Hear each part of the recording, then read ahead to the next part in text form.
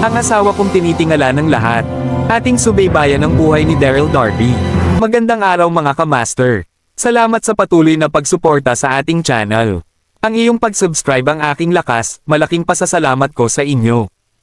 Kabanata 3471. Napakunot na lang ang noo ni Lolita sa mga sandaling ito habang nararamdaman ang galit at kahihiyan na kanyang nakuha kay Grady. Hindi tumigil sa panginginig ang kanyang katawan habang inaalala ang nangyari sa pampang kanina.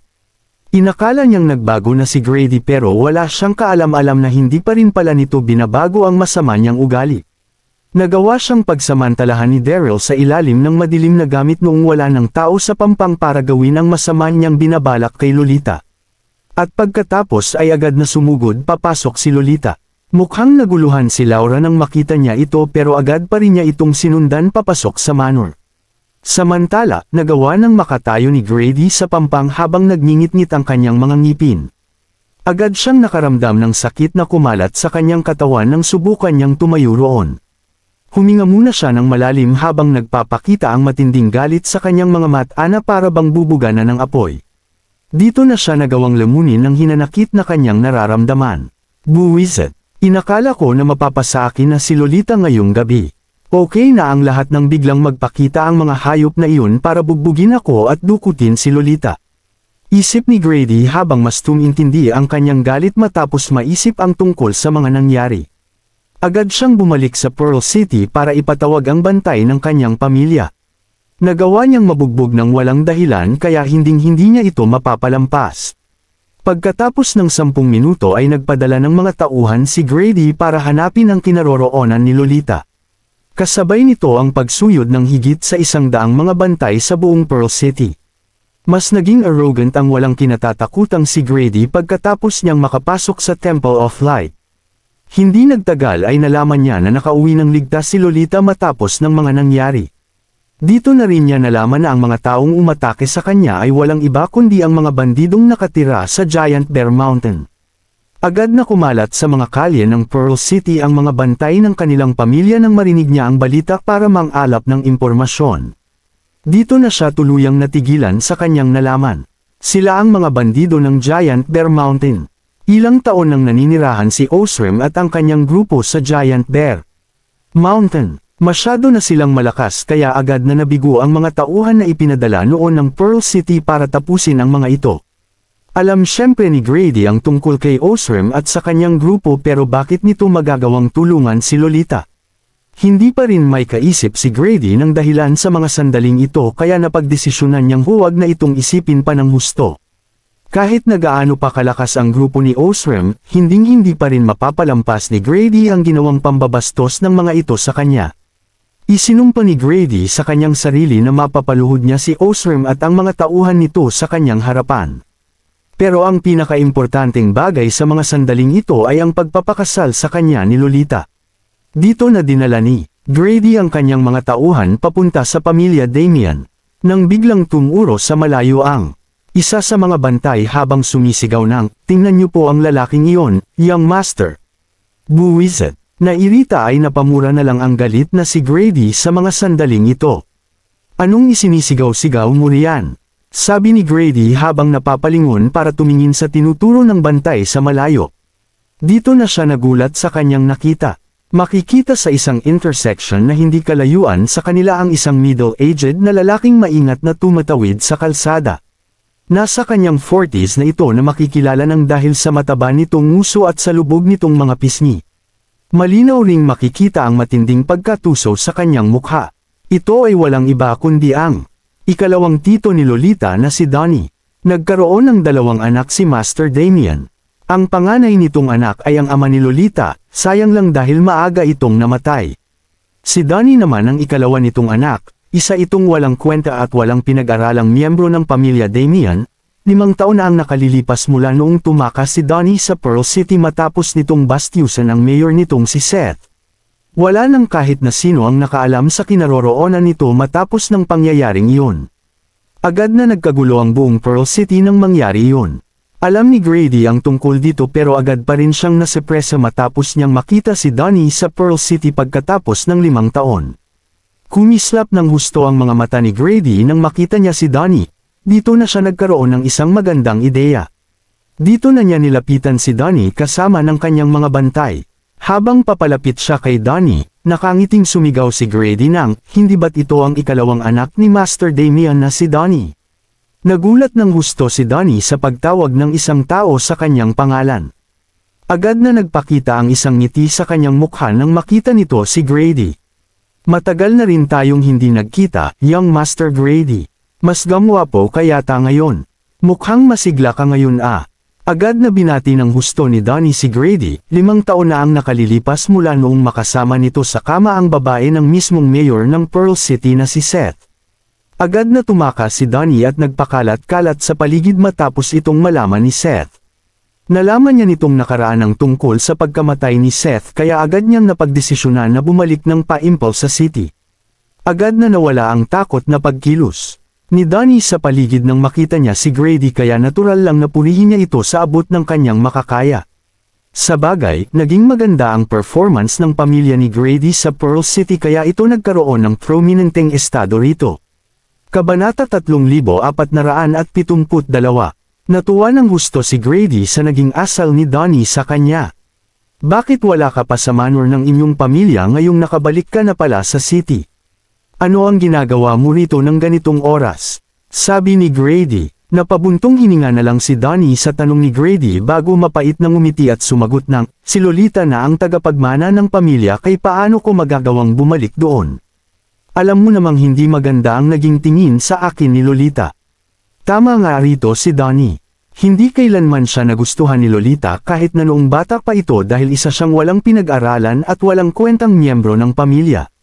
Nasa kamay na ni Lolita ang pamilya Damien kaya paano nito magagawang tanggapin ang pagbabalik ni Donnie sa kanilang pamilya na nagkaroon ng masamang reputasyon sa kanilang city. Tumawa naman dito si Grady habang nag-iisip ng malalim at sinasabing, gusto mo bang maging bagong head ng pamilya Damien? Agad na kumabog ng husto ang dibdib ni Donnie habang walang pag-aalinlangan itong sumasagot ng, oo naman syempre. Ngumiti naman si Grady habang sinasabi na, sige, hanggat susundin mo ang aking mga plano, tutulungan kita na maging bagong pinuno ng pamilya Damien. Siyempre naman, maganda iyang naisip mo, pasasalamatan kita habang buhay sa sandaling matulungan mo ako rito. Nasabik ng gusto si Donnie habang nanginginig na nagsasalita kay Donnie. Natutuwa namang tumango si Grady sa naging sagot ni Donnie habang nakakaramdam ng matinding tuwa sa kanyang sarili. Siguradong hindi mo na ako matatakasan habang buhay ngayong kakampi ko na ang pangalawa mong tito, Lolita. Isip nito, napagdesisyonan ni Grady na tulungan si Donnie na maging bagong head ng pamilya Damien. Kasalukuyan pa ring si Lolita ang mamumuno rito kaya hindi magiging maganda kung puwersahan niya itong ibibigay kay Donnie. Pero agad na magiging madali ang lahat para sa kanya sa sandaling mawala kay Lolita ang kontrol sa pamilya Damien. Samantala, sa manor ng pamilya Damien, kasalukuyang nakaupo sa loob ng hall ang walang emosyong si Lolita. Kumislap sa sobrang galit at hiya ang kanyang mga mata habang nakatayo si Laura sa kanyang tabi. Nagalit at nagulat ito sa kanyang narinig. Nakakadiri, paano nagawang umasal niyang Master Grady ng ganoon sa harapan mo? Sigaw ni Laura, katatapos lang ikwento ni Lolita kay Laura ng kanyang karanasan kanina. Kahit na naging walang awa at direkta si Laura, siya pa rin ang nagbantay kay Lolita mula noong bata pa lang ito. Matagal na ring pamilya na rin ang turing ni Lolita kay Laura. Wala na ngayon si Master Damien kaya si Laura na lang ang tao na kanyang mapagsasabihan ng kanyang mga problema. Nakaramdam ng inis at galit si Laura nang marinig niya ang nangyari kay Laura. Dito na niya biglang naisip na, sinabi mo bang nagpadala ng mga tauhan si Daryl para iligtas ka? Tumango naman si Lolita habang napapakagat sa kanyang mga labi at sinasabing, iniisip mo ba na na-misunderstood ko lang si Daryl, Laura? Hindi ba talaga siya ang pumatay kay Lolo at na-set up lang ito sa mga nangyari? Natigilan naman si Laura habang umiiling na sinasabing, ano ba ang pinag-iisip mo, young miss? Nalaman nating si Daryl talaga ang pumatay sa burol ni Master Damien dahil sa tindi ng ebidensyang nakita natin laban sa kanya. Dito na biglang nag-isip si Laura, mukhang may mas masamang binabalak ngayon si Daryl para magpadala ng mga tauhan para protektahan ka ng palihim. So Osrim ang kinikilalang leader ng mga bandidong nakatira sa Giant Bear Mountain at si Daryl ang kinilala nilang boss. Kung ganoon ay paano maipapakita ni Daryl na isa talaga siyang mabuting tao? Kilala sa pagiging pakialamera si Laura. Kaya alam niya ang mga balitang kumakalat sa Pearl City, ito ang dahilan kung bakit niya nakilala So Osrim. Palagi nitong minamaliit si Daryl kaya hindi nito nagawang makapagsabi ng anumang maganda rito matapos niyang malaman ang mga nangyari. Huminga naman ng malalim si Lolita matapos niyang marinig ang ginagawang pag-iisip ni Laura habang kumukunot ang kanyang noo matapos tumindi ang nararamdaman niyang galit. Dito na niya biglang narinig ang isang ingay mula sa labas. Ano ang nangyari? Ano ang ingay na iyon?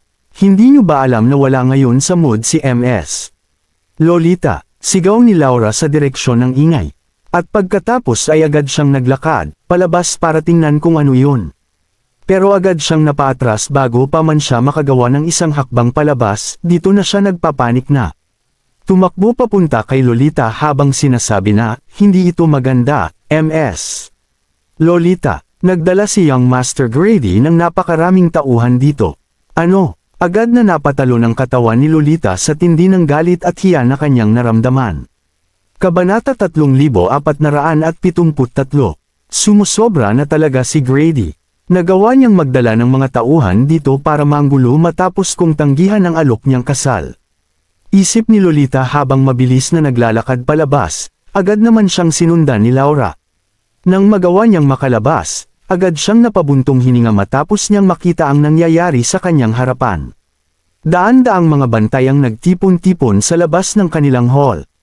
Nagmukhang agresibo ang mga ito habang hawak-hawak ang naglalakihan nilang mga espada habang nagre-relax namang nakatayo si Grady sa kanilang harapan.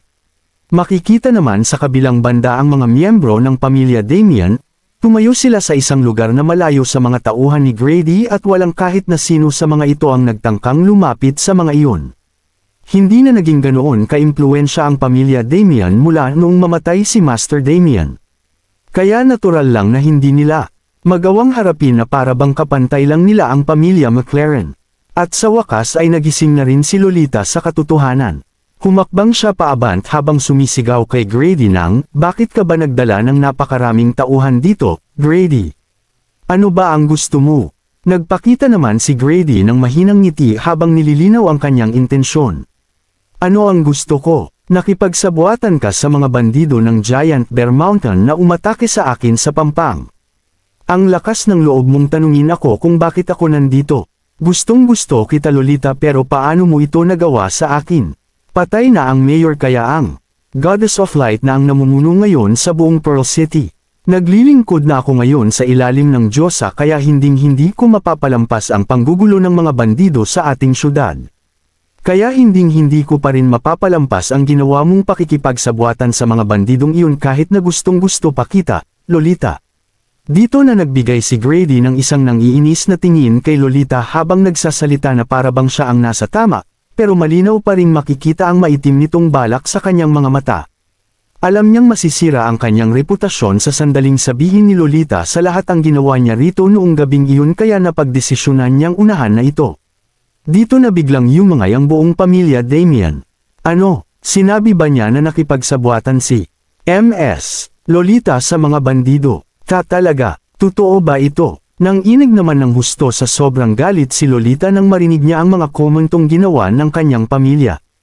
Itigil mo na ang mga kalokohan mo, Grady. Alam kong alam mo ang kung ano talaga ang nangyari. Sigaw ni Lolita kay Grady. Gusto niya sanang ikwento kung ano talaga ang nangyari sa beach pero siguradong mayuyurakan ang pagiging inosente niya sa sandaling ipaliwanag niya ito sa harapan ng lahat. Pero hindi pa rin niya dapat hayaang paikutan ni Grady ang katotohanan. Kalmado namang tinanggap ni Grady ang paninermon ni Lolita habang tumatawang sinasabi na, pinamumuko mo bang kalokohan? Lang ang lahat mga sinabi ko. Maraming tao ang nakakita sa paghahatid sa iyo ng mga bandidong iyon pauwi. Sinabi mo na hindi ka nakikipagsabuatan sa mga bandido pero bakit kanila hinatid pauwi sa inyo? Dito na biglang napatingin ang lahat kay Lolita. Ako. Namumulang sinabi ni Lolita nang hindi na niya malaman kung ano pa ang kanyang isasagot. Gustong sabihin ni Lolita sa lahat na si Daryl ang nagpadala kay Osrim at sa kanyang mga tauhan, pero agad niyang naisip na magiging mas komplikado ang lahat sa sandaling isali niya rito si Daryl. Sa bagay, sigurado ang lahat na si Daryl ang totoong may sala pagkamatay ng kanyang lolo. Mas naging proud ang natutuwang si Grady sa kanyang sarili nang makita niyang hindi na makapagsalita si Lolita habang sinasabi na, "Naniniwala ako na nagkaroon lang tayo ng hindi pagkakaintindihan nang ipatawag mo ang mga bandidong iyon, pero kahit na ganoon ay naniniwala ako na dapat ka nang bumaba sa iyong posisyon bilang pinuno ng pamilya Damian." Dito na biglang pinag-usapan ng pamilya Damian ang nangyari. Hindi ko inasahang makikipagsabuatan si MS Lolita sa mga bandido. Oo nga, masyado tayong minalas ngayong sa pamilya Damian pa talaga nangyari ito. Tama nga si Young Master Grady. Paano magagawang pamunuan ni MS Lolita ang pamilya Damian matapos ng kanyang ginawa? Walang kahit na sinong miyembro ng pamilya Damian ang nagdalawang isip sa mga sinabi ni Grady. Totoo nga na maraming nakakita sa paghahatid ni Osrim kay Lolita kanina, nang inig naman ng husto si Lolita habang pilit na hinaharap ang sitwasyon. Halos mahimatay na ito habang sinasabi na, ang lakas ng loob ni Grady na puwersahin akong isuko ang aking posisyon sa pamilya Damian Wala, na siyang kasing sama pa.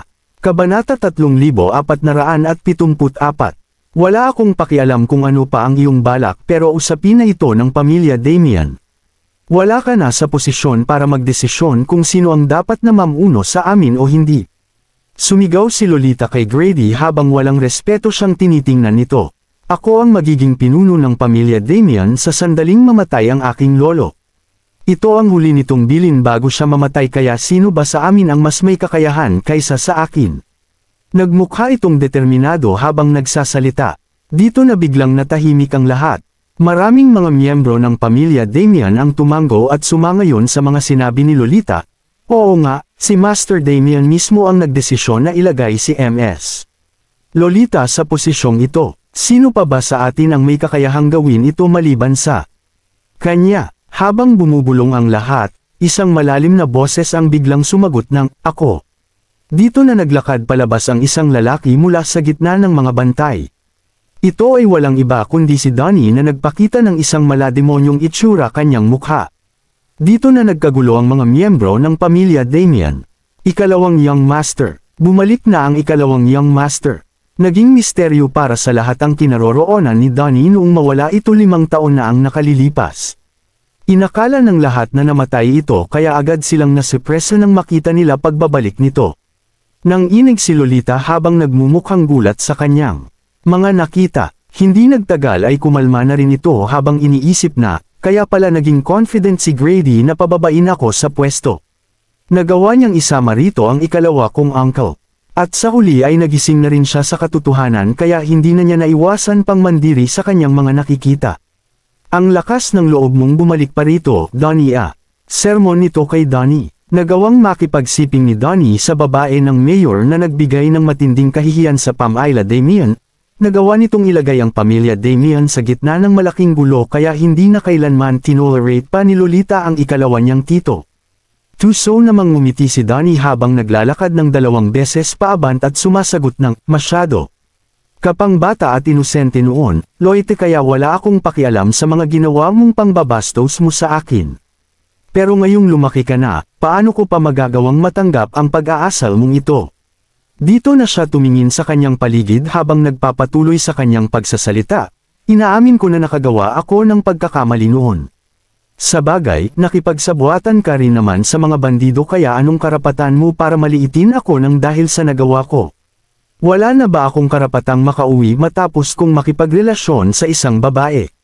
Ikaw, nagalit ng gusto si Lolita habang humihinga ng malalim ang kanyang dibdib. Wala na siyang mabanggit na kahit ano para sagutin ang mga sinabi ni Donnie. Matapos makita ang sonyas ni Grady, agad na sinabi ni Donnie sa lahat na, "Kayong lahat, alam kong dapat nating igalang ang mga nakatatanda sa atin. Kaya ngayong wala na si Master Damian, ako na ang pinakakwalipikadong tao para mapamunuan ang ating pamilya. Kaya mula sa araw na ito ay ako na ang dapat ninyong ituring bilang pinuno ng pamilya Damian. Magsalita na ang sinumang gustong tumutol sa mga sinabi ko." Nagpapasalamat nitong tiningnan si Grady habang nagsasalita. Napakaganda ng naging plano ni Grady. Nagawa kong gamitin ang pakikipagsabuatan ni Lolita sa mga bandido para makabalik sa aking pamilya na parang isang bayani. Hindi ko ito magagawa kung hindi dahil kay Grady. Kasabay nito ang pagtitinginan ng mga nadidismayang miyembro ng pamilya Damian sa isa't isa. Magkahalo ang kanilang naramdaman habang tinitingnan nila si Donnie. Kahit na mali ang ginawang pakikipagsabuatan ni MS Lolita sa mga bandido ay nagawa pa rin niyang mapamunuan ng maayos ang ating pamilya. Habang si Donnie naman ay isang walang pinag-aralan at walang kwentang miyembro ng pamilya Damian, kaya paano nito magagawang pamunuan ang mga negosyong hawak ng ating pamilya. Hind na napigilan pa ng tahimik na nakatayo sa isang tabi na si Laura ang kanyang sarili. Dito na siya tumuro kay Donnie habang sumisigaw ng, "Donnie, si Master Damian na mismo ang nagdesisyon na si MS Lolita ang papalit sa kanya bilang pinuno ng pamilya Damian. Kaya bakit mo ito kinukuha sa kanya?" Naging tapat pa rin si Laura kay Lolita kahit na masyado itong walang awa at direkta sa lahat. Kaya agad itong umabant nang makita niya ang pakikipaglaban ni Donnie kay Lolita. Dito na biglang bumagsak ang mukha ni Donnie. At pagkatapos ay walang pag-aalinlangan itong naglakad ng mabilis sa loob ng hall para sampilan ng malakas si Lolita. Slap! Ang lakas ng loob ng tagapaglingkod na itong sigawan ako. "Gusto mo na yatang mamatay ah?" Nanlalamig na sagot ni Donnie habang itinataas ang kanyang kamay para muling sampilan si Laura. Agad na natulala si Laura sa biglaang pananampal ni Donnie habang nanginginig ang kanyang katawan. Pero agad siyang hinawakan ng ilan sa mga bantay ni Grady. "Sumusobra ka na, Donnie. Tumigil ka na. Tama na." Nagagalit na sinabi ni Lolita habang nagpupumilit na tumatakbo para tulungan si Laura, pero agad siyang pinigilan ng mga bantay ni Grady. Slap! Slap! Slap! Kabanata 3475. Nag-echo ang malulutong na tunog ng sampal sa mukha ni Laura sa buong kwarto. Agad na nagulat sa nangyaring ito ang buong pamilya Damian. Pagkatapos masampal ng napakaraming beses, namaga ng husto ang mga pisngi ni Laura na umabot sa punto na kung saan hindi na ito nakapagsalita. "Sino pa ang may gustong sabihin tungkol sa akin?" Nanlalamig na sinabi ni Donnie habang tumitingin sa paligid. Tumingin ang lahat sa isa't isa habang sumasagot ng, "Pinuno. Pinuno." Kinilala ng pamilya Damian si Donnie bilang bago nilang pinuno. Alam ng karamihan sa kanila na hindi kwalipikado o walang sapat na kakayahan si Donnie para mamamuno sa pamilya Damian, pero wala na silang iba pang choice. Mahahalatang sinusuportahan ito ni Grady, kaya sino sa kanila ang magkakaroon ng lakas ng loob para harapin si Donnie? Agad na napuno ng desperasyon si Lolita sa kanyang nakita. Naramdaman niya na wala ng kahit na sino ang tumulong sa kanya maliban kay Laura, kahit na ang karamihan sa mga ito ay mga sarili niyang kadugo. Nakangiti namang naglakad palapit si Grady habang sinasabi na, "Hahaha. Congratulations. Naniniwala ako na mas lalaki at mas gaganda ang pamilya Damian sa ilalim ng iyong pamumuno. Hinding-hindi ako magiging pinuno ng pamilya Damian kung hindi dahil sa iyo, young Master Grady," nagpapakumbabang sinabi ni Donnie. Inenjoy naman ni Grady ang capering ito habang nakangiting sinasabi na, "Alam kong malapit ang ating mga pamilya, Tito Grady. Kaya naniniwala ako na hindi ka utol sa pagpopropose ko ng kasal kay Lolita." Malademonyo itong ngumiti habang nagsasalita. Tinulungan lang ni Grady si Donnie na maging pinuno ng pamilya Damian para mas mapalapit sa kanya si Lolita. Kaya natuwa ng husto si Grady ngayong nagtagumpay na si Donnie sa kanyang plano. Isa namang matalinong lalaki si Donnie, kaya agad itong tumawa at sumagot ng, "Mas magiging malapit ang ating mga pamilya sa sandaling mangyari ito. Isang itong magandang pagkakataon para lumago ang relasyon ng pamilya McLaren at pamilya Damian, kaya bakit naman ako utol sa bagay na ito?" At pagkatapos ay agad siyang tumingin kay Lolita bago tusong sabihin na, "Lolita, gusto kang pakasalan ni Master Grady kahit na nagawa mo pang makipagsabuatan sa mga bandido. Isa itong biyaya sa iyo at sa ating pamilya, kaya walang pag-aalinlangan kung pinapayagan ang kanyang proposal sa iyo." "Hindi," nanginginig na sagot ni Lolita habang kinamumuhian ang plano ni Donnie, "ayaw ko siyang pakasalan. Mas pipiliin ko pang mamatay kaysa hayaang mangyari ito." Na-realize niya na ginawa ni Grady ang lahat ng ito para makuha siya. Wala na itong kasing sama. Hinding-hindi. ko hahayaang makuha niya ng gusto niya. Manahimik ka. Agad na bumagsak ang mukha ni Donnie habang pinapalalim ang kanyang boses. Ako ang ikalawa mong tito at ang bagong pinuno ng pamilya Damian. Kaya mayroon akong karapatan na gumawa ng desisyon para sa iyong kaligayahan. Kinakailangan mong sumangayon dito anuman ang mangyari. Dito na ikanaway ni Donnie ang kanyang kamay habang sumasagot ng, ikulong ninyo si MS. Lolita at bantayan ng maigi. Opo, sir. Dito na lumapit ang ilan sa mga tagapaglingkod para kaladkarin si Lolita. Kasalukuyang nasa gitna ng desperasyon si Lolita habang tumutuluan ang kanyang mga luha. Bakit naging ganito ka-miserable ang buhay ko? Wala na si Lolo at hindi ko man lang naprotektahan ang aking pamilya habang binubuli ako ni Grady. At nang madala na ng mga tagapaglingkod palayo si Lolita, ngumiti si Donnie habang sinasabi kay Grady na, ikaw na ang bahala kung ano ang gusto mong mangyari sa kasal ninyo. Gumanda naman ng husto ang mood dito ni Grady habang tumatainggong sumasagot ng, magpapakasal kami ni Lolita sa sandaling matapos ang Holy Light Ceremony. Isa, haha, kung iyan ang gusto mo, young Master Grady. Samantala, kasalukuyang nasa basement ng manor ni Marshall sa kabisera ng Golden Lion Principality sina Angeline at Daryl. Nawala na rin ang epekto ng gamot sa katawan ni Angeline matapos nilang magmahalan ni Daryl. Dito na siya napahiga sa isang tabi at tuluyang nakatulog. Umupo naman ang may malungkot na mukhang si Daryl sa tabi nito. Kahit nakatatapos lang niyang makipagmahalan kay Angeline, hindi pa rin siya nakaramdam ng kahit na kaunting tuwa rito. At sa halip ay agad siyang nakaramdam ng pagkabagabag at kaba sa kanyang kinaroroonan. Ano na ang gagawin ko ngayon? Si Angeline ang nakababatang kapatid ng Reyna. Siguradong hindi na niya ako patatawarin sa sandaling malaman niya na may relasyon kami ni Angeline. Kabanata 3476. Dahan-dahan namang nagising si Angeline habang natutulala si Daryl sa kanyang kinauupuan. Namumula pa ito habang nakatingin siya kay Daryl. Agad siyang nakaramdam ng kahihiyan at inis noong mga sandaling iyon. Humanga ng husto si Angeline kay Daryl sa sandaling panahon nilang nagkasama. Napahanga si Angeline ng kakayahan ni Daryl na makipag-usap sa mga halimaw at sa angkin nitong talino. Ay ilang araw na ang nakalilipas mula noong iligtas ni Daryl ang buhay ni Angeline nang tumakas ito sa palasyo at makangkwentro ng isang higanting dragon. At pagkatapos ay nagawa rin itong manalo sa laban nila ng mismong envoy ng Dayrise Principality sa ginanap na Golden Lion Competition. Agad na napahanga ang buong Golden Lion Principality sa ipinakita nitong diskarte. Pero hindi niya aakalaing magkakaroon sila ng relasyon ni Daryl. Mas natulala pa ng husto ang mukha ni Daryl nang mapansin niya ang itsura ni Angeline. Princess Angeline, ano ang nangyari kanina lang? Ako. Sinubukan niyang magpaliwanag gamit ang nauutol niyang bibig. Kasabay nito ang pagtingin niya sa buong katawan ni Angeline. Naging maganda at napaka-sexy nito. Mas lalong hindi mapakali si Daryl nang maisip niya ang nangyari kanina. Bigla namang namula ang mukha ni Angeline nang maramdaman niya ang kakaibang tingin ni Daryl. Dito na siya naiinis na nanurmon kay Daryl, Darren, ay ipikit mo ang mga mata mo. Napahiya siya nang sabihin niya iyon. Siya ang nakababatang kapatid ng Reyna na humahawak sa isang kagalang-galang na estado sa kanilang principality. Isa rin siyang inosente at purong babae kaya hindi niya natanggap na naibigay niya ang kanyang pagkababae kay Daryl. Ano na lang ang mangyayari sa kinabukasan niya? Sige na, sige na. Nagising na si Daryl sa katotohanan kaya mabilis nitong ipinikit ang kanyang mga mata habang napapahinga ng maluwag sa kanyang sarili. Mabuti na lang at hindi pa gumagawa ng anumang kahibangan ngayon si Angeline.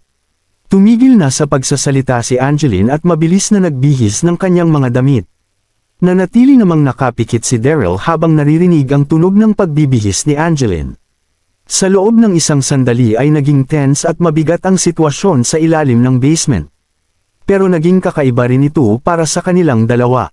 Nang maayos na ni Angeline ang kanyang mga suot na damit, tumitig ito kay Daryl habang napapakagat na sinasabing, kalimutan na natin ang nangyari ngayon, Darren. Gusto ko na kumilos ka na parang walang nangyari. Hinding-hindi kita mapapatawad sa sandaling may pagsabihan ka ng tungkol sa nangyari sa atin. Siguradong masisira ang reputasyon ni Angeline sa sandaling kumalat ang tungkol sa pakikipagrelasyon ng kapatid ng Reyna sa isang bantay. Dito na malalagay sa peligro ang tronong hinahawakan ng kanyang kapatid. Gusto na sanang patayin ni Angeline si Daryl pero alam niya na hindi niya ito magagawang pantayan. Alam niya na hindi niya ito matatalo kahit na humingi pa siya ng tulong sa mga bantay. At higit sa lahat ay nagawa pa rin itong iligtas ang kanyang buhay noon. Seryoso namang tumanggo si Daryl, habang naiintindihan ang komplikadong nararamdaman ni Angeline. Huwag kang mag-alala dahil hindi ako magsasabi ng kahit na ano ngayong araw, Princess Angeline. Tumanggo naman si Angeline matapos niyang marinig ang paniniguro ni Daryl. At pagkatapos ay agad na itong umalis sa basement nang hindi nagsasalita. Noong makaalis ito ay agad na binilang ni Daryl ang dami ng mahahalagang mga herb na kanyang nakita sa basement. Kumuha siya ng ilan sa mga ito para sa mga emergency habang inuutusan ang mga bantay sa labas na dalhin ang natirang mga herb pabalik sa palasyo. Muling nilabas ni Daryl ang 1,000 Variations box nang makabalik siya sa kanyang kwarto sa palasyo. Pero agad na nena si Daryl nang hindi niya ito mabuksan anuman ang kanyang gawin. Buwisit, mukhang ang Reyna lang ang may kakayahang magbukas nito, isip ni Daryl habang sinusukuan ang pagbubukas dito. Dito na siya nagdesisyong gumawa ng bagong mga plano matapos makarating sa Pearl City. Naging abala si Daryl ng buong gabi kaya napagod ng husto ang kanyang katawan. Hindi nagtagal ay dahan-dahan na rin siyang nakatulog ng mahimbing. Nakatulog siya ng maayos noong gabing yun habang iniisip na makikita niya rin sina Bonnie at Yuri kinabukasan sa sandaling bumalik siya ng Pearl City. Kinaumagahan ay agad na ipinatawag ng Reyna si Daryl. Kabanata 3477. Hindi nagtagal ay nakarating na rin si Daryl sa kwarto ng mahal na Reyna. Nakasuot ito ng magandang robe na nagpakita sa kanyang ganda at kaseksihan habang naglalabas ng isang marangya at engranding aura. Mukhang maganda ang mood ng Reyna habang mas nagmumukhang attractive sa kanyang ngiti. Pero agad na ninerbyos dito si Daryl. Inisip niya kung sinabihan ba ni Angeline ang Reyna tungkol sa nangyari sa kanilang dalawa kahapon. Ngumiti naman ang Reyna nang maglakad si Daryl papasok sa kanyang kwarto habang say masangayon niya itong tinitingnan. Narinig ko na naging maayos ang lahat kahapon nang magpunta kayo sa manor ni Marshall para kumpiskahin ang lahat ng kanyang mga ari-arian. Magaling! Maraming salamat po, kamahalan. Sinusubukan ko pong gawin ang lahat para makapaglingkod ng maayos sa inyo. Mabilis na isinagot ni Daryl. Nagbuntong hininga ito habang nagsasalita. Mukhang wala pa ring ideya ang Reyna tungkol sa nangyari sa amin ni Angeline. Natuwa ng husto ang Reyna nang marinig niya iyon kay Daryl kaya agad itong tumanggo at sumagot ng ipinagmamalaki ng Golden Lion Principality na magkaroon ng isang tapat na tagapaglingkod na kagaya mo. Bibigyan kita ng promotion pagkatapos ng Holy Light Ceremony, Darren. Itinuring ng Reyna si Daryl bilang pinakamahalaga niyang tagapaglingkod. Maraming salamat po, kamahalan. Buong pasasalamat na yuko ni Daryl sa Reyna, pero nanatili pa rin siyang kalmado at mapostura ito sa kanyang sarili. Kung magiging maayos ang mga bagay-bagay ay hindi magagawang makabalik ni Daryl sa Golden Lion Principality sa sandaling magpunta siya sa Pearl City para makipagkita kay Bonnie. Kaya natural lang na itago ni Daryl sa Reyna ang kanyang iniisip. Nang biglang maisip ng Reyna ang isang bagay habang nagpapakita ng kaunting pag-aalala sa kanyang mukha. Oo nang apala, nagawa mong maglingkod sa Dayrise Principality noon at narinig kong itinalaga ka raw bilang knight ng mismong duke ng Dayrise Principality. At ngayong isa ka ng miyembro ng Golden Lion Principality ay siguradong makakaharap mo ang ilang mga matataas na miyembro ng Dayrise Principality sa sandaling magpunta ka sa Pearl City para sa Holy Light Ceremony. Dito na nag-isip ng isang sandali ang Reyna habang sinasabi na, bakit hindi ka nalang manatili sa kabisera para makaiwas sa gulo? Nagmukhang seryoso ang Reyna nang isuggest niya ito. Ano? Nagulat naman si Daryl nang marinig niya ang suhestyon ng Reyna. Nakakuha na rin siya ng balita tungkol kay Yuri at Bonnie at nasa bag niya na rin ang ikalawang bahagi ng Holy Jade Scripture. Makakaalis na siya sa mundong iyon sa sandaling dumating si Daryl sa Pearl City dala ang ikalawang bahagi ng Holy Jade Scripture. Kung ganoon ay paano niya magagawang manatili lang dito sa Golden Lion Principality?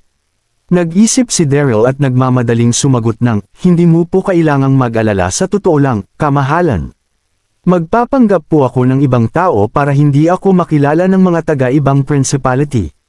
Sigurado ako na, marami panganib na may enkwentro ang sinumang papunta sa Pearl City at ang kaligtasan po ninyo ang pinaka-importante sa lahat. Paano ko po kayo mapapanatiling ligtas kung mananatili po ako sa kabisera? Naging kumbonsidyo ang ginawang tono ng boses ni Daryl na para bang walang kahit na sino ang may kakayahang kamwestiyon sa kanyang mga desisyon.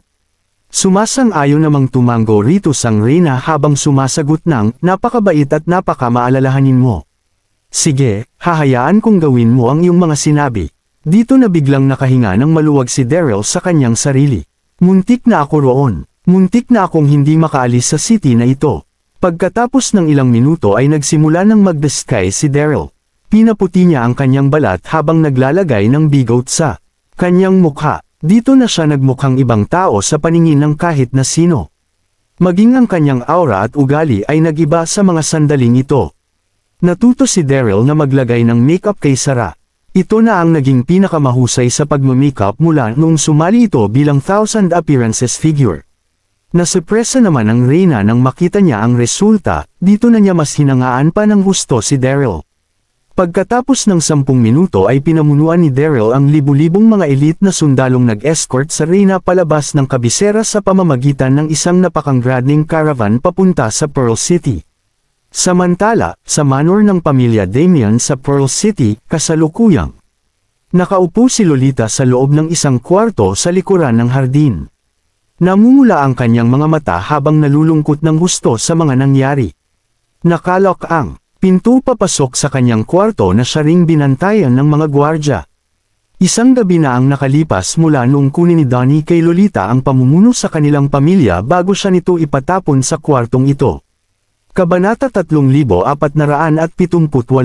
Naging miserable ang lagay ni Lolita, hindi lang siya nawala ng kontrol sa pamilya Damian dahil nawala na rin siya ng kalayaan sa mga sandaling iyon. Ang pinakadumismaya sa kanya ay ang pagpapakasal niya sa hayop na si Grady sa loob ng ilang araw.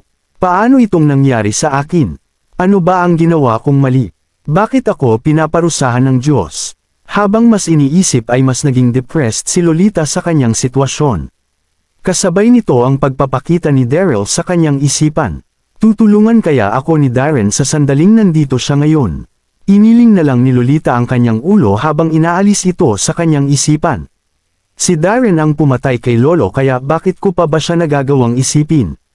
Nang bigla siyang nakarinig ng isang malademonyong tawa mula sa labas ng pinto ng kanyang kwarto. Dito na nagpakita ang may tagumpay na mukhang si Grady sa bintana ng kwarto. Ano ang ginagawa mo rito? Umalis ka, na! Naiinis na iyak ni Lolita habang nanginginig sa galit ang kanyang katawan. Hayop na ito, siya ang rason kung bakit ako naging miserable ngayon.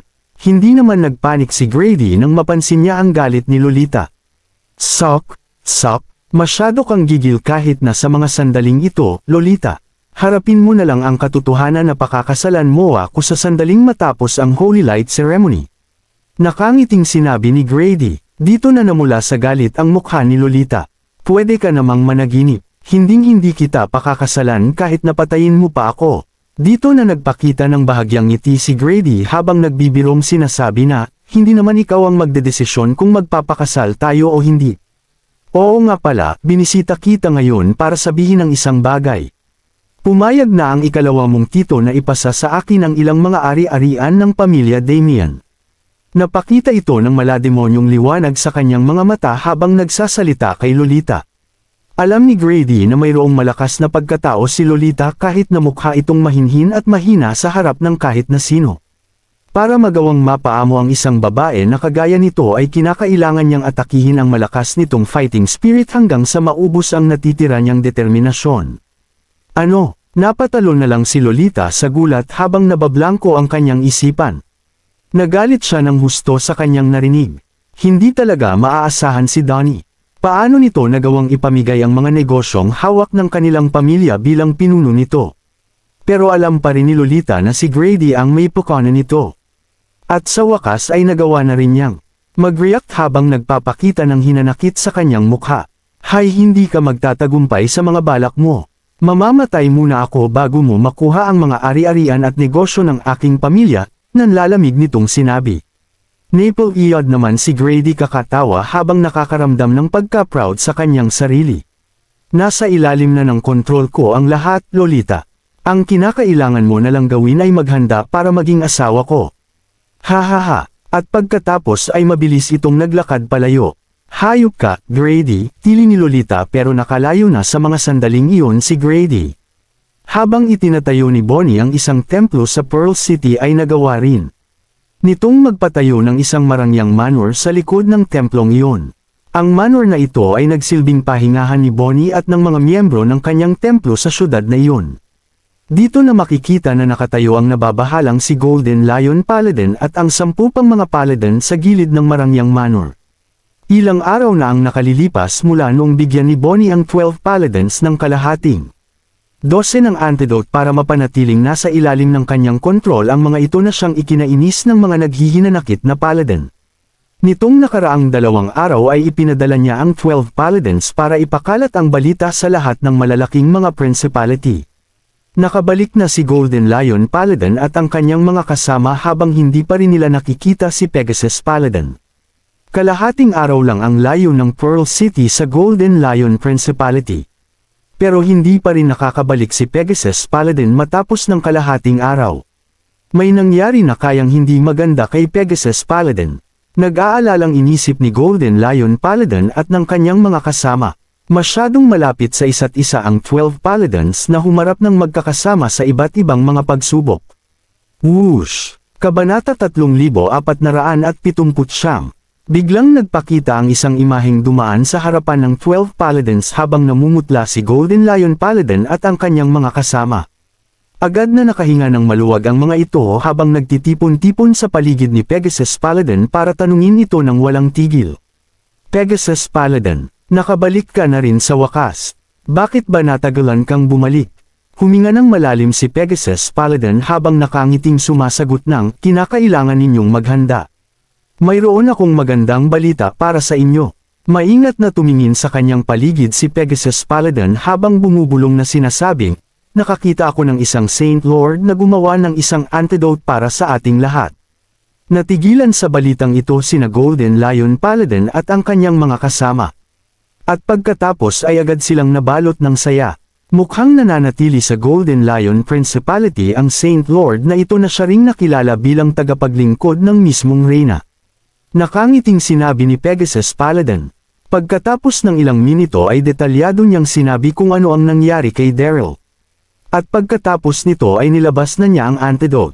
Nasabik ng gusto sina Golden Lion Paladin at ang kanyang mga kasama habang kinukuha at iniinom ang antidote ng walang pag-aalinlangan.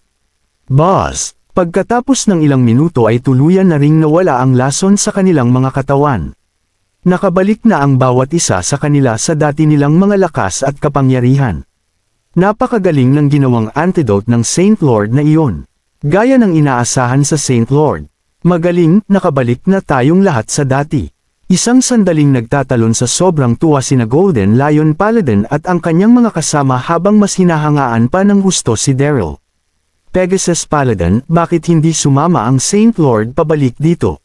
Mayroon ba siyang sinabi na kahit ano? Tanong ni Golden Lion Paladin kay Pegasus Paladin. Dito na napatingin ang mga paladin kay Pegasus Paladin habang naghihintay ng sagot nito. Ngumiti naman ang magsasalita na sanang si Pegasus Paladin pero agad itong tumahimik nang marinig niya ang mga tunog ng yapak na nagmumula sa labas.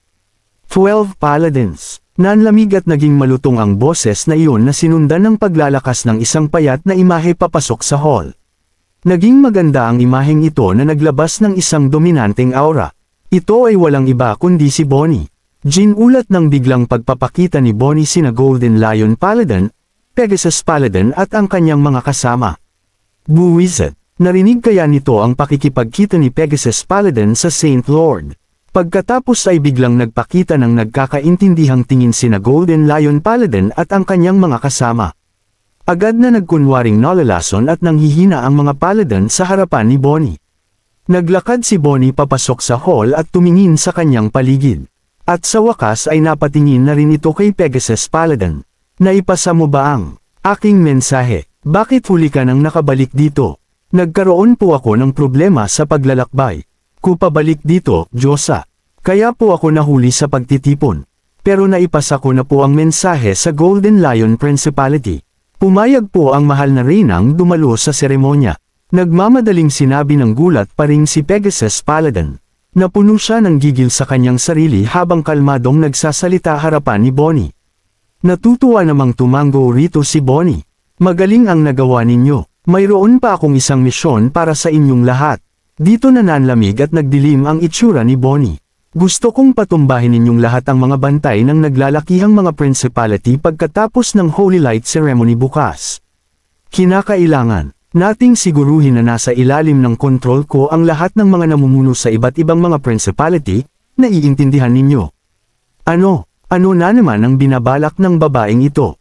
Naghahanda ba siya na pabagsakin ang mga royal family ng mga naglalakihang principality ng isahan? Nagulat dito ng husto sina Golden Lion Paladin, Pegasus Paladin at ang iba pa nilang mga kasama. Kung ganoon ay sinisira na ni Bonnie ang magandang reputasyon ng Temple of Light na iningatan nito ng ilang libong taon. Naging tapat ang Temple of Light sa tungkulin nitong panatilihin ang hustisya at pagkakapantay-pantay ng lahat sa Roland Continent kaya hindi kailanman naisip ng kahit na sino sa kanila ang pagkilos ng Temple of Light para pamunuan ang buong kontinente. Kabanata 3480. Agad namang tumutol sa ideya ni Bonnie sina Pegasus Paladin, Golden Lion Paladin at ang iba pang mga paladin. Agad siyang nainis nang makita niyang tahimik ang 12 paladins habang nagbabago ang itsura ng mga mukha nito. Mayroon ba kayong mga tanong? Hindi naging malakas ang kanyang boses pero masyado pa ring overwhelming ang nakakatakot niyang aura. Para kay Bonnie, kahit na malakas ang 12 paladins ay nagawa pa rin niya itong mapayuko at lasunin. Siguradong mamamatay ang mga ito sa sandaling sumuwi sila sa kanyang gusto. Hindi pa rin ni Bonnie hanggang sa mga sandaling ito na wala na ang lasong nilagay niya sa katawan ng mga paladin.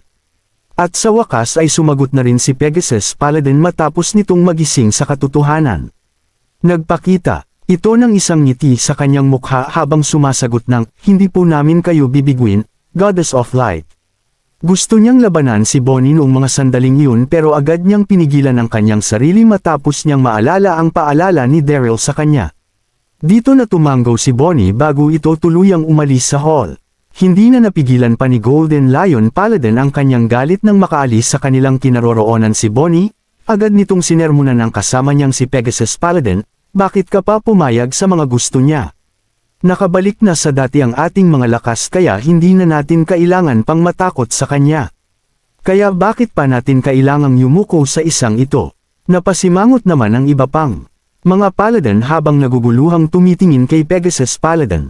Huminga naman ng malalim si Pegasus Paladin habang nagpapaliwanag sa kanyang mga kasama, "Huwag kayong magpadala sa inyong mga emosyon. Sinabihan ako ng Saint Lord na huwag magpadalos-dalos bago ako umalis ng Golden Lion Principality. Mukhang mayroon itong paraan para mapatamba ang babaeng ito." Agad namang kumalma sina Golden Lion Paladin at ang mga kasama nito nang marinig nila ang paliwanag ni Pegasus Paladin.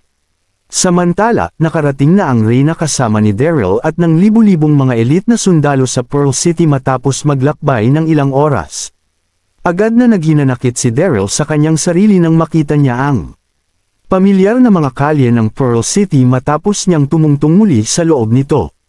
Isang buwan na ang nakalilipas mula noong isetop siya ni Grady at mapilitang umalis sa Pearl City.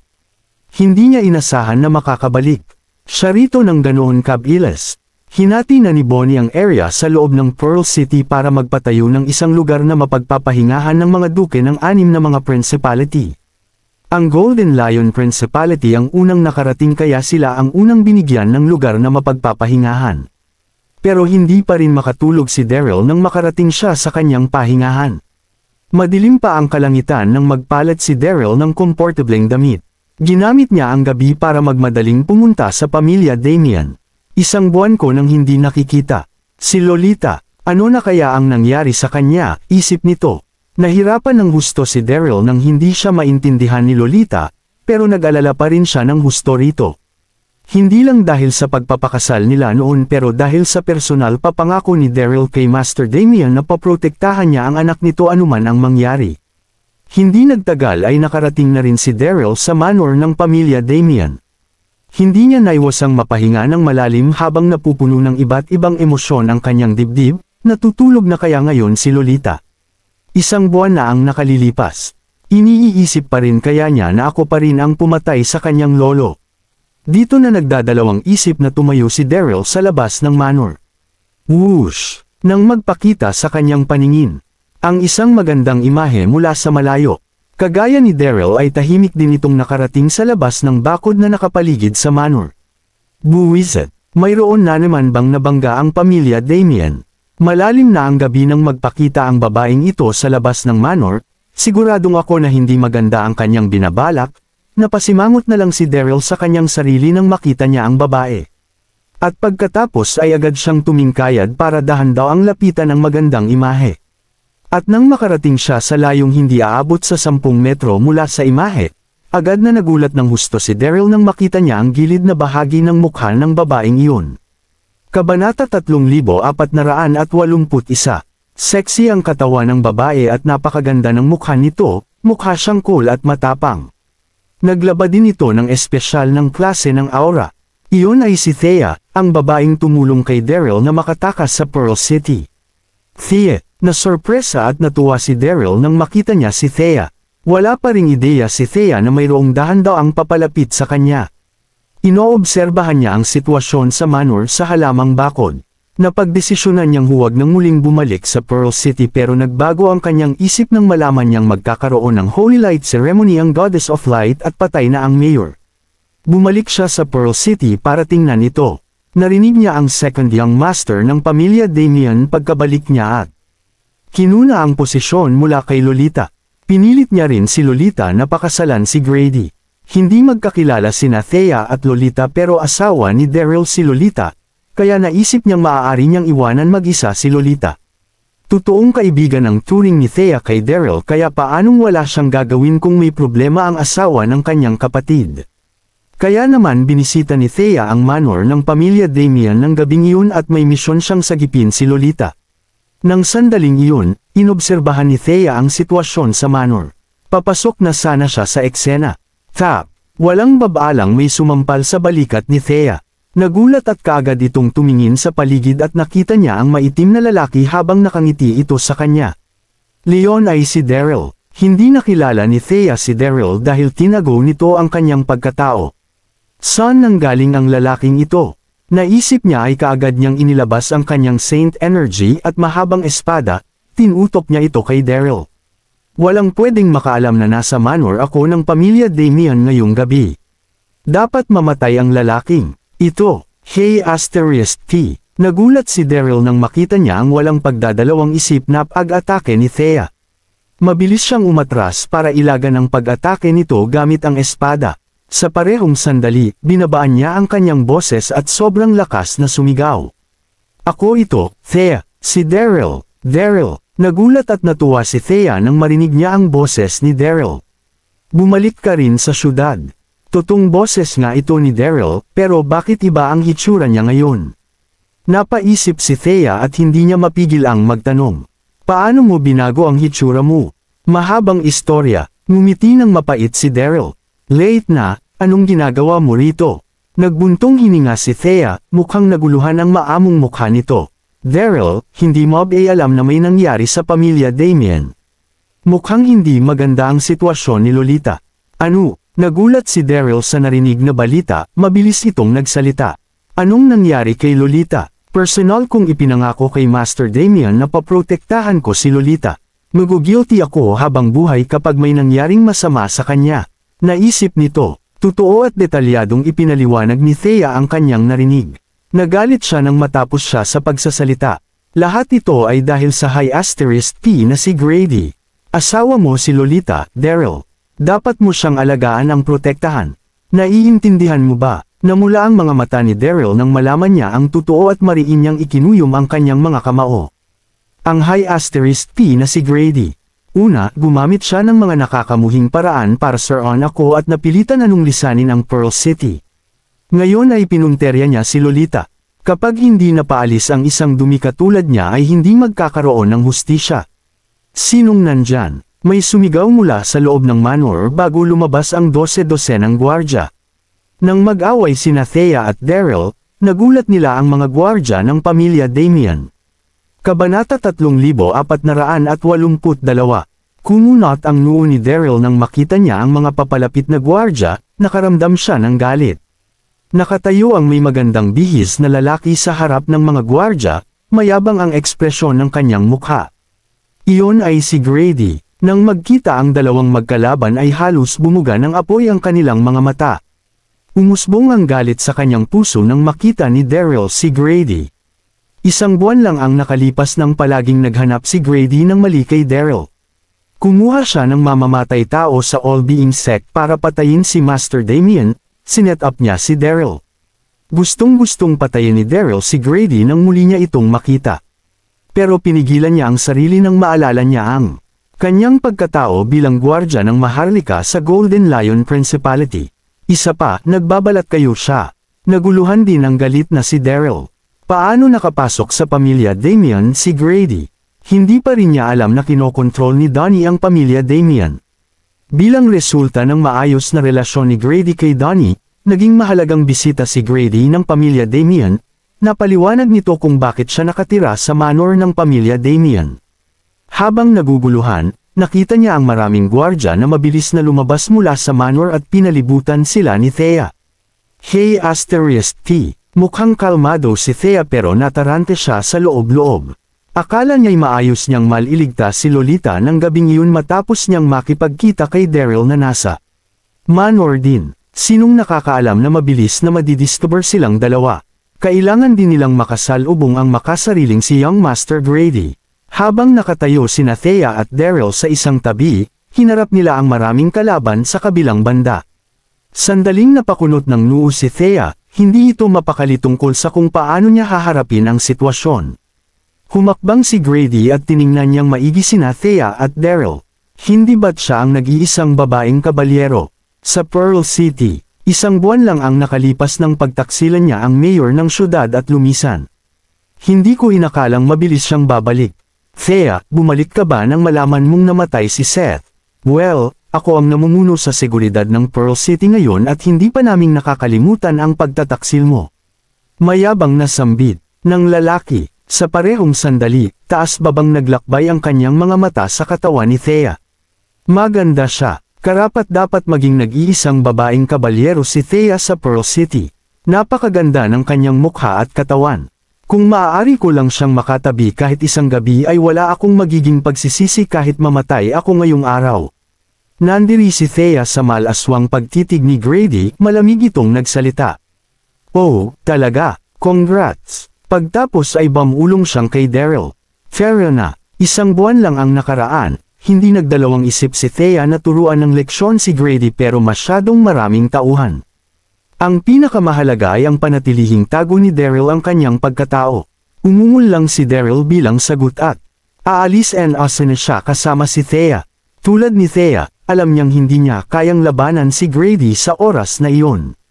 Pero lumapit sa likod si Grady bago pa ang pangatlong hakbang nila. Tigil, nanatili sa kinatatayuan sina Thea at Daryl. Pagtapos ay tumalikod siya at nakita si Grady na sumisanggal sa kanila. Thea, nagtaksil ka noon sa Pearl City at sikretong bumalik. Ngayong nakita-kita, sa tingin mo ay mabilis kang makakaalis. Sambit ni Grady, hindi ako kailanman nagtaksil sa Pearl City. Kung pipilitin mo ay aaminin ko lang ang tungkol sa pagtataksil ko kay Seth. Hamaba ang mukha ni Thea. Bilang mayor ng syudad, sikretong nakipagtulungan si Seth sa mga prominenteng pamilya. Gumuhit ako kasama siya matagal na panahon na ang nakalipas.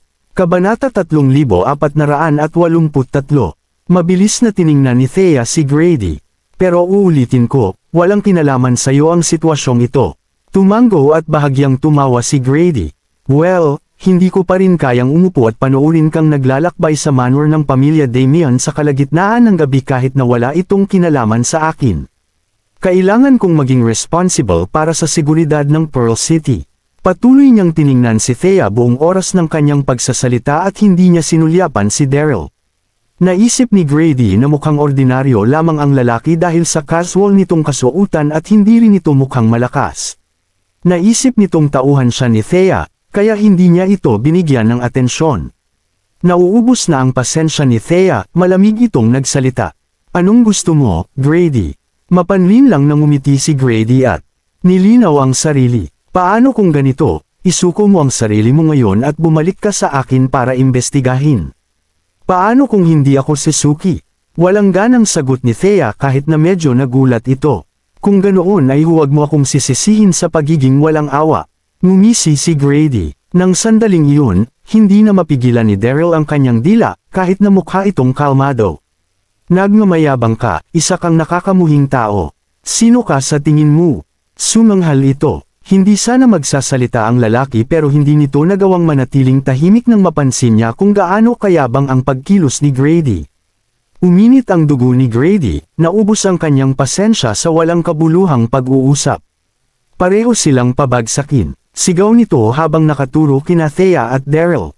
Isang marangal na McLaren Young Master si Grady, kabalyero ng Temple of Light at umaktong pinuno ng seguridad ng Pearl City.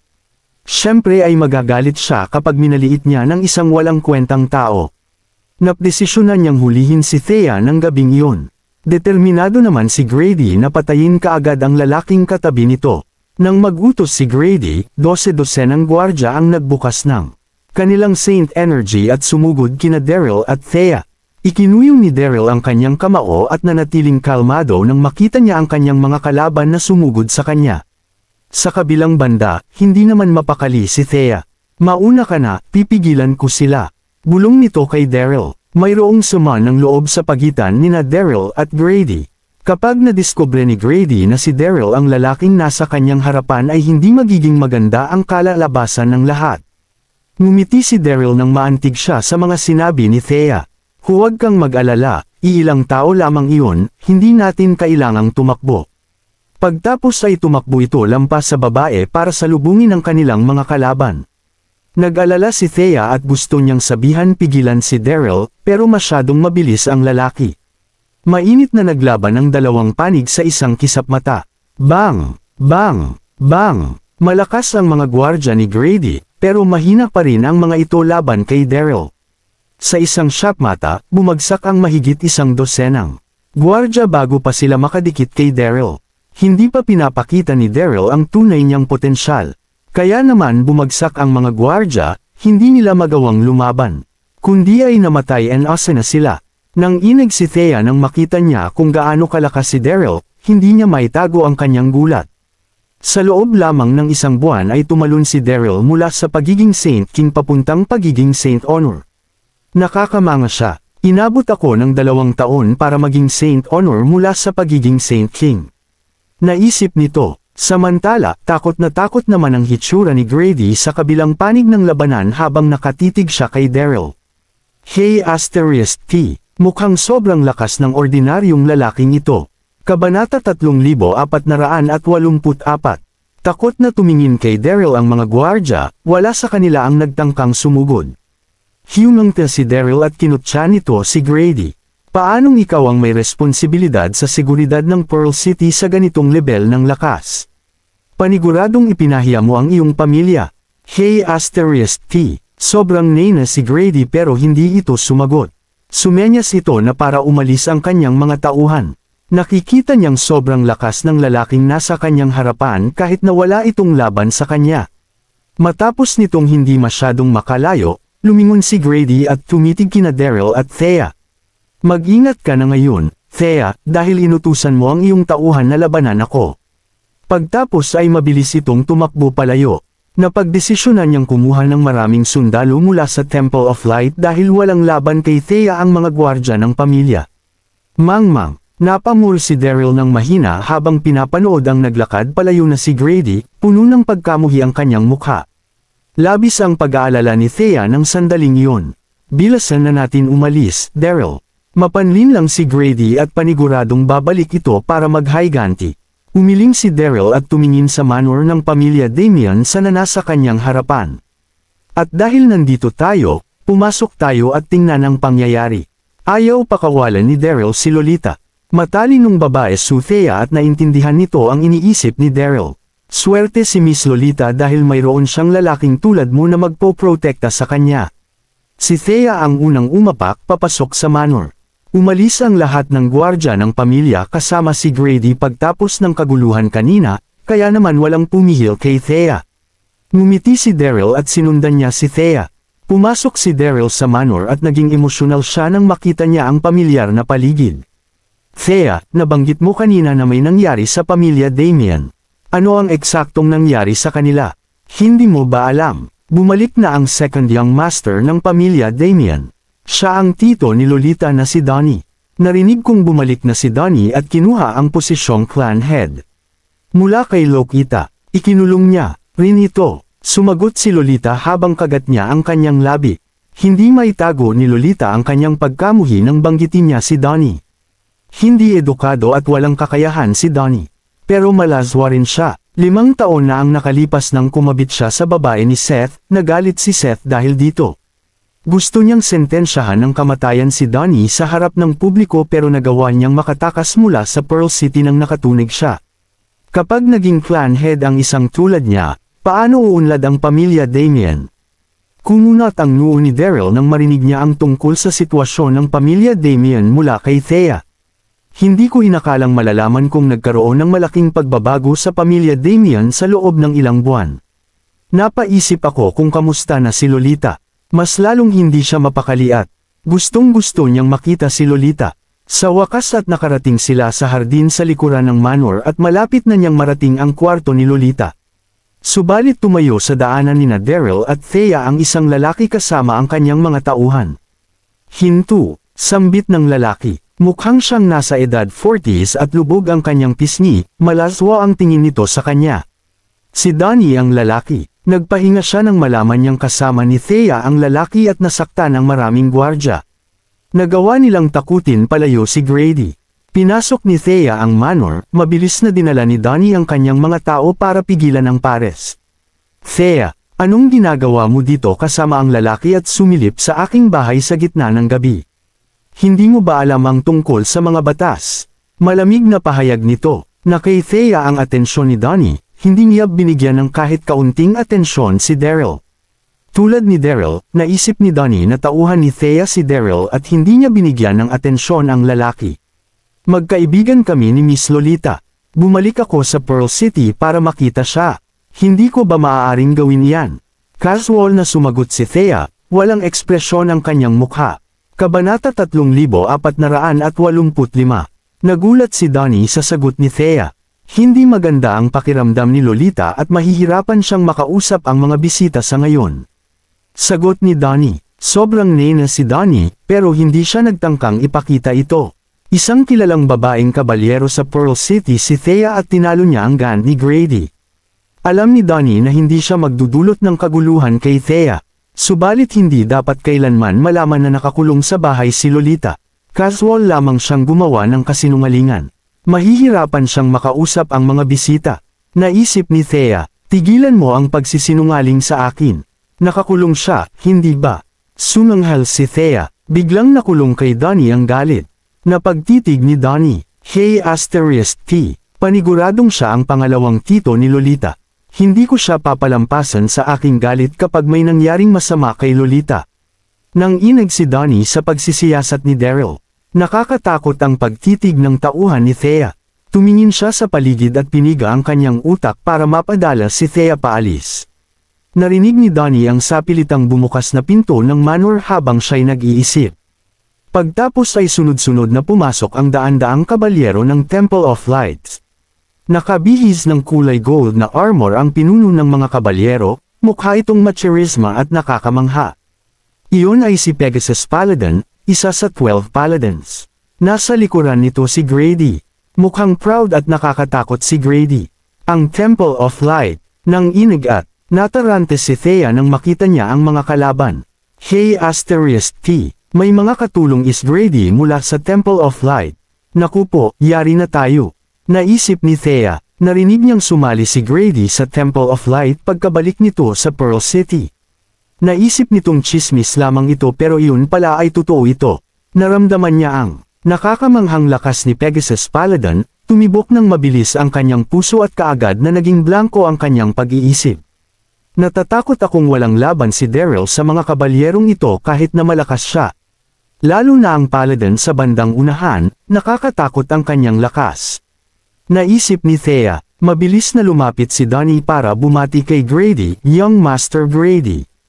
Tiningnan ni Pegasus Paladin si Thea at casual na nagtanong, mukhang nawalan ito ng pasensya. Grady, naging panggulo ba sa Pearl City ang dalawang iyon? Kalahating oras lang ang nakalipas nang malaman ni Pegasus Paladin na dumating na sina Daryl at ang reyna ng Golden Lion Principality. Mabilis siyang lumapit para bumati kay Daryl pero wala ang roon ng lalaki.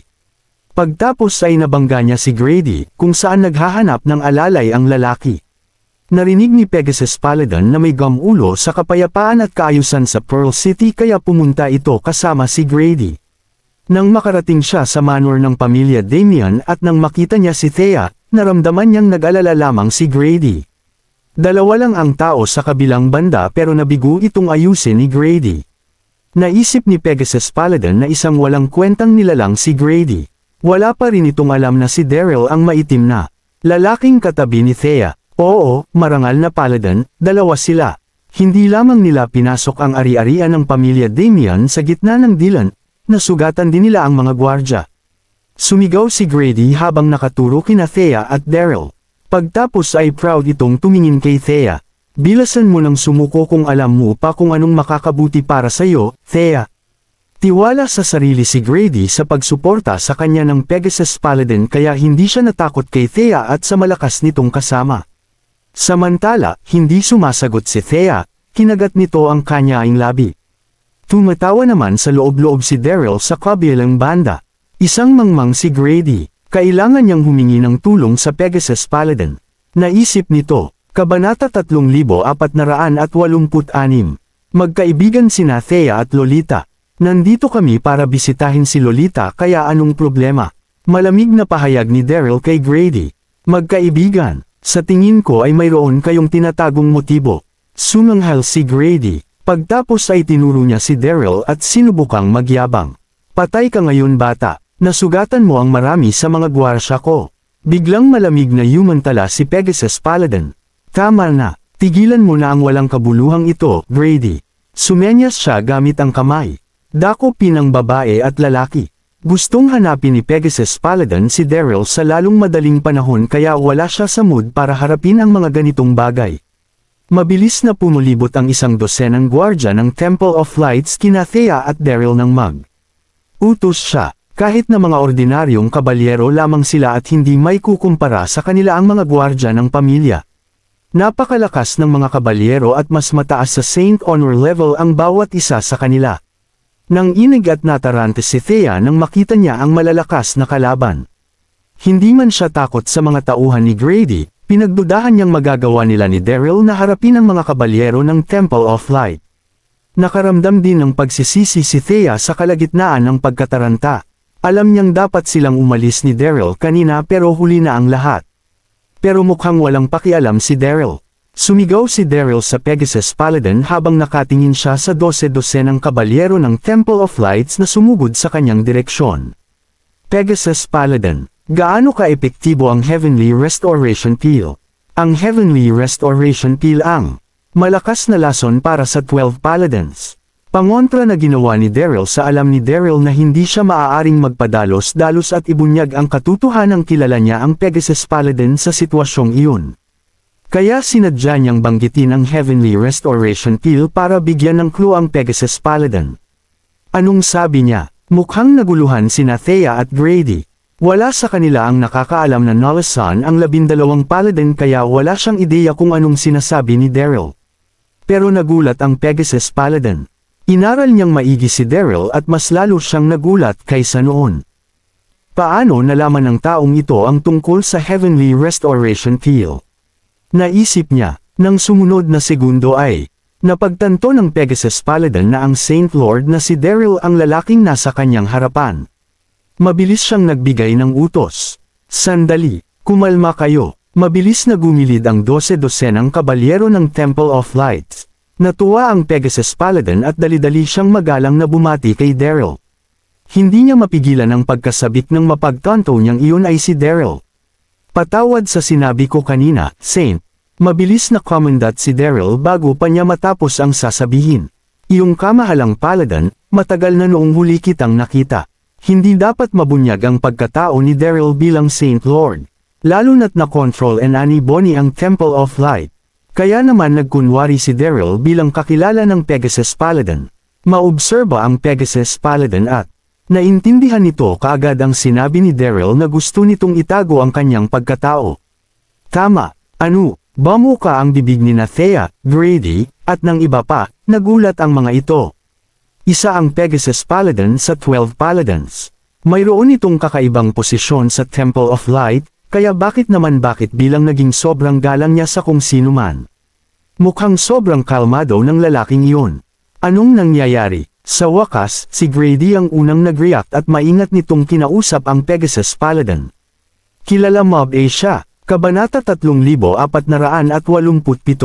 Walang kabuluhan, siya si Darren. Tinulungan niya ang Temple of Light at ang taga-suporta ng 12 Paladins. Sigaw ng Pegasus Paladin. Nahakawa si Daryl ng nakal-alasong pangontra para tulungan sa pagbalik ng lakas ang 12 Paladins, kaya si Daryl ang kanilang taga-suporta. Sa parehong sandali, alam ng Pegasus Paladin na gustong itago ni Daryl ang kanyang pagkatao kaya peking pangalan ang ginamit nito sa Golden Lion Principality. Ano? Nang inag sa gulat si Grady. Tumitig siya kay Daryl dahil sa gulat at hindi nakapagsalita. Akala ko'y tauhan ni Thea ang lalaking ito. Hindi ko inakalang mayroon pala siyang kakaibang nakaraan. Siya ang taga-suporta ng 12 Paladins. Makalipas ang 10 segundo, sa wakas at mapait na nag-react si Grady. Iyong kamahalang Pegasus Paladin, ako. Subalit inantala siya ni Pegasus Paladin bago pa siya matapos sa pagsasalita. Anong dapat mong sabihin? Pumunta sa pamilya Damien sina Darren at ang batang ababeng ito para bisitahin ang kanilang kaibigan pero sinasabi mong ginulo nila ang kaayusan ng publiko. Baliw ka ba? Gumilid si Grady at hindi ito nagtangkang magsalita pa. Pagtapos ay tiningnan ni Daryl si Donnie at pinilit nitong ngumiti. Maaari na ba naming makita si Miss Lotita ngayon? Walang problema. Pinunasan ni Donnie ang malamig na pawis sa kanyang noo at paulit-ulit itong tumango. Takot ang lalaki at nahirapan itong manatili sa kinatatayuan. Kahit ang Pegasus Paladin ay ginagalang si Daryl, kaya naman paano hindi sisang-ayon si Donnie kay Daryl. Pero hindi nakalimutan Commandant ni Donnie sa katabi niyang tauhan. Nakakulong sa bahay si Lolita at may mga gwardya sa labas ng pinto. Hindi ito dapat makita ni Thea at Darren. Tumakbo ang tagasunod pagtapos nitong makuha ang ibig sabihin ni Donnie. Ngumiti si Donnie pagkaalis ng tagasunod at ginabayan sina Thea at Daryl patungong bakuran. Di nagtagal at nakarating sila sa kwarto ni Lolita. Huminga ng malalim si Daryl sa bandang pintuan. At naging magulo ang kalmado niyang mood. Akala ba ni Lolita ay pinatay ko ang kanyang lolo? Ayaw niya pa rin ba si akin? Pagtataka nito, squeak, binuksan ni Thea ang pinto at naglakad papasok habang nag-iisip pa rin si Daryl. Sumunod sa kanya ang lalaki. Alam ni Pegasus Paladin ang tungkol sa kanyang pagkatao kaya tumayo ito sa labas ng pinto at naghintay. Tumayo sa gilid sina Grady at Donnie, kinakabahan at nanginginig siya. Hindi mapakali si Grady. Pinagpapawisan din ang kanyang mga palad. Malalagay sa kapahamakan si Lolita kapag sinabi niya kay Thea ang nangyari. Hindi takot si Grady kay Thea pero kaibigan ng Pegasus Paladin si Darren. Samantala, nagpapahinga si Lolita sa kwarto pero mabilis itong tumayo nang marinig niya na may gumalaw. Nasorpresa siya nang makita niya si Thea sa pinto ng sumunod na segedno. Thea, anong ginagawa mo dito? Pagtapos ay sinulyapan niya si Daryl na nasa likuran ni Thea. Mayroong suot na make-up si Daryl kaya hindi siya nakilala ni Lolita. Akala niya'y tauhan ni Thea si Daryl.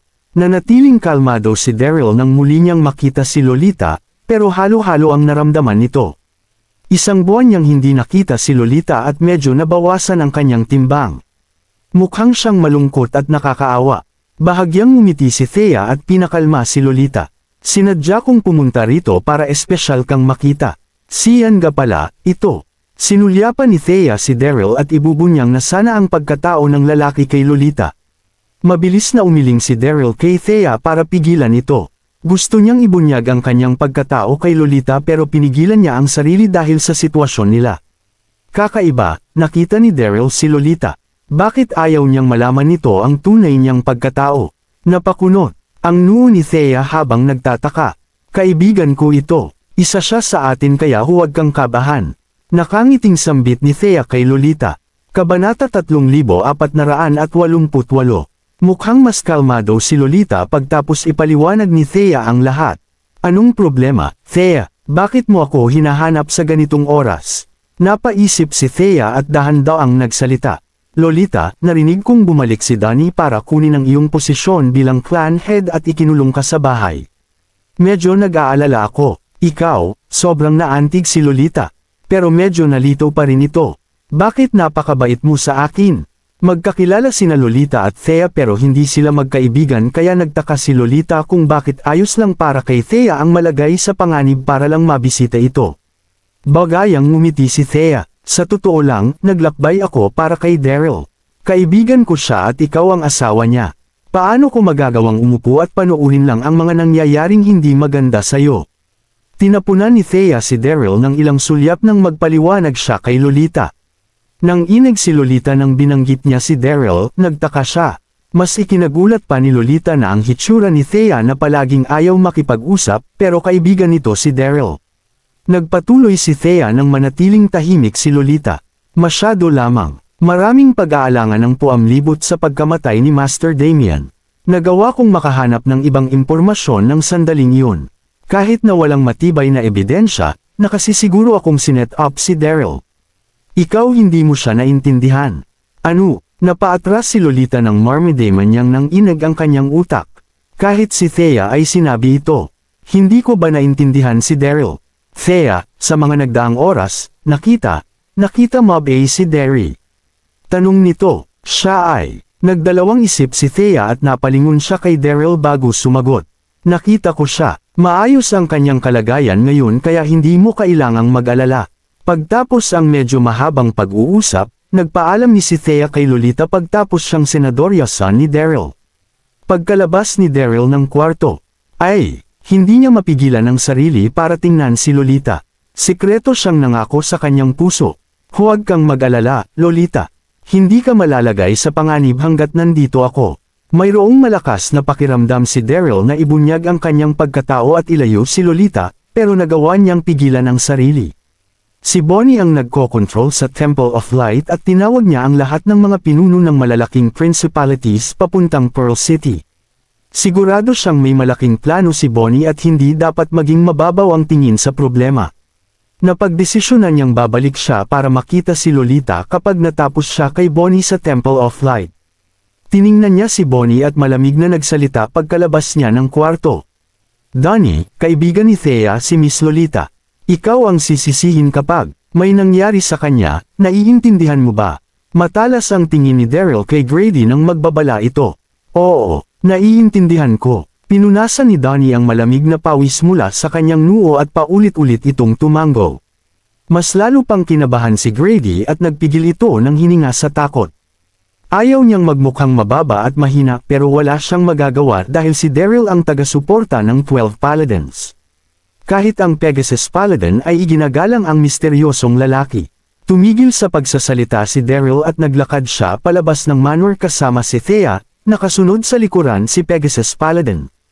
Tinanong ni Thea si Daryl pagkalabas nila ng inanor. Hindi talaga kita maintindihan, Daryl. Nakita mo si Lolita pero bakit hindi mo sabihin sa kanya kung sino ka? Mapait na ngumiti si Daryl. Panipi, naiintindihan ko ang nararamdaman mo, Daryl, pero hindi ko maaaring ibunyag ang pagkatao ko ngayon. Sinong nakakaalam kung anong mga maaaring mangyari?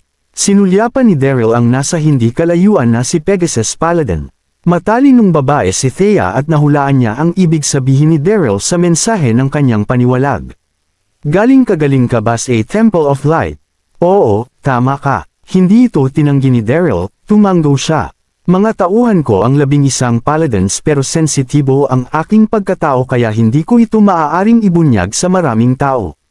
Kabanata 3489. Ano? Nang inig si Thea pagtapos niyang marinig ang kumpirmasyon ni Daryl. Blanko niyang tinitigan si Daryl, wala siyang masabi. Sinabi ba niyang tauhan niya ang 12 paladins? Ano ang kanyang pagkatao sa Temple of Light? Ilang sikreto ang tinatago ni Daryl. Napaisip ang babae. Makalipas ang 10 segundo ng pagtataka, sa wakas at naka-recover si Thea mula sa pagkagulat at nagpaalam siya kay Daryl bago siya umalis. Pagkaalis ni Thea ay dali-daling lumapit ang Pegasus Paladin kay Daryl habang hindi mapakali ang tingin sa kanyang mukha. Mas lalong nagiging mapanganib ang sitwasyon sa Temple of Light, St. Lord. Gusto ng babaeng iyan na tayong 12 paladins ay sikretong kontrolin ang mga gwardya ng malalaking principalities bukas. Sa mga nakalipas na minuto, sinabi ng Pegasus Paladin kay Daryl ang mga detalye ng plano ni Bonnie. Hey Asterisk T. Sa wakas at ibinunyag ni Bonnie ang kanyang ambisyon na mamuno sa buong Roland Continent. Seryosong kumunat ang noo ni Daryl pagtapos niyang marinig ang tungkol sa buong sitwasyon. Huminga siya ng malalim at pinakalma ang Pegasus Paladin. Huwag kang mataranta, sabihin mo sa akin kung nasaan ngayon si Bonnie at kung saan niya ikinulong si Elena. Tumango ang Pegasus Paladin at kaagad na ibinigay ni Daryl ang impormasyon. Tumango si Daryl at medyo ngumiti siya. Okay, umaksyon tayo ngayong gabi at itigil ang plano sa lalong madaling panahon. Pagtapos ay dali-daling nagtungo sa Temple of Light sina Daryl at ang Pegasus Paladin. Pagkarating ni Daryl sa templo ay nagulat siya sa sitwasyong nasa kanyang harapan. Nalungkot siya, hindi lamang mataas ang ambisyon ni Bonnie, gusto rin ito maging perpekto ang lahat. Napakaganda at engrande ng templong nasa kanyang harapan, sobrang elegante nito. Pero walang oras si Daryl para kahandaan ang arkitektura. Ang pinakaimportanteng gawain sa sandaling iyon ay ang mailigtas si Elena. Nagawang isuot ni Daryl ang malambot na armor ng kabalyero para itago ang sarili sa tulong ng Pegasus Paladin. Pagtapos ay mabilis na lumapit ang Pegasus Paladin para magtipon kasama ang Golden Lion Paladin at ang iba pa habang patungo sa sikretong silid si Daryl sa likod ng templo. Doon ikinulong ni Bonnie ang totoong Goddess of Light. Makalipas ang ilang minuto, narating ni Daryl ang sikretong silid kung saan nakakulong si Elena. Nakita niya ang ilang kabalyerong nagbabantay sa sikretong lugar. Pagtapos niyang obserbahan ang senaryo, mabilis na bilapitan ni Daryl ang mga kabalyero at tinaas ang kanyang kamay para pindutin ang Actia points ng mga ito nang walang pag-aalinlangan at tila kidlat ang bilis. Jab, jab, jab. Napakabilis ni Daryl at hindi na makagalaw pa ang mga kabalyero bago pa sumipa ang kanilang reflexes. Pagtapos ay tinago niya ang mga kabalyero sa katabi niyang talahib bago maglakad palapit sa sikretong silid. Pagkapasok ni Daryl sa sikretong silid, ay hindi mapigil ang huminga ng malalim ni Daryl nang makita niya ang senaryo sa kanyang harapan.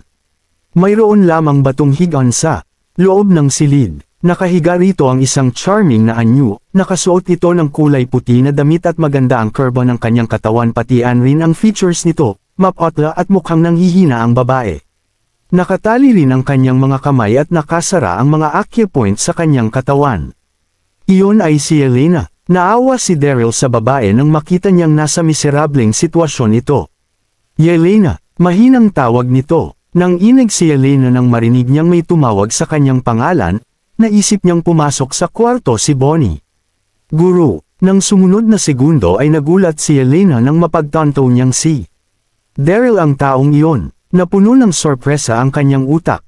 Magmula noong inagaw ni Bonnie ang kanyang posisyon bilang Goddess of Light, nagdasal si Elena araw-araw para sa pagbabalik ni Daryl.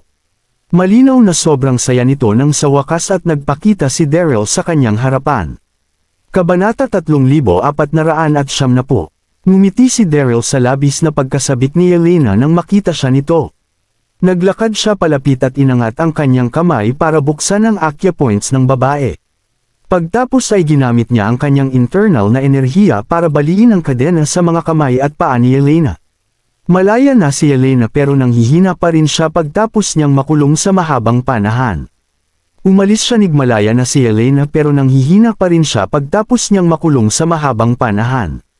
Umalis siya ng higaan, nasabik at tiningnan niyang maigi si Daryl. Totoo po ba ito, Guru? Lumabo ang kanyang mga mata dahil sa luha nang magsalita siya. Oo, totoo ako. Bahagyang ngumiti si Daryl. Labis na nasabik si Elena nang marinig niya ang sagot ni Daryl, hindi niya makontrol ang sarili at damaykit siya sa mga braso ni Daryl. Natatakot ang nitong mga nakaraang araw, Guru.